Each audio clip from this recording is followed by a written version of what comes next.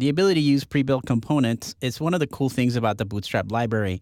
And the new version of Bootstrap components, surprisingly enough, stay pretty similar. But there are a few important changes you have to watch out for, especially when you're upgrading an old site. So for example, dropdowns, which are super popular, are pretty much unchanged, but you have to watch out for certain things. So for example, if you add a dropdown to a button, you just have to remember that now the buttons take two classes instead of just one. So you have to add a class of BTN and then something like BTN default or one of the other button types.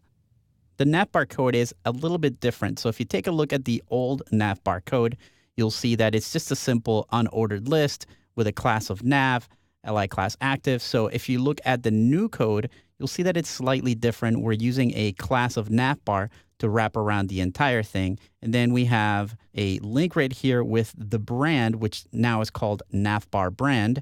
And then we have the unordered list like before. Again, you have to watch out for these very tiny class changes throughout the whole library.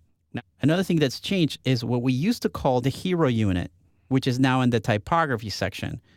The hero unit is now called Jumbotron. So other than that, it stays pretty much the same. Again, if you use any buttons, you have to watch out for the new button classes. Also, if you go to thumbnails, they pretty much use the same markup as regular columns. So we're using this same style as columns called COL and then the name of the column with an LG and then a number. So that's a little bit different than before.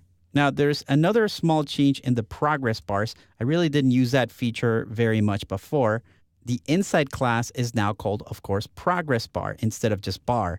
And also the classes for inside color changes also get the progress prefix. There's a lot of very small adjustments to the components in the new version of Bootstrap. So you'll notice that there's only a few things that may not work, and you have to watch out for those changes when you're upgrading your Bootstrap.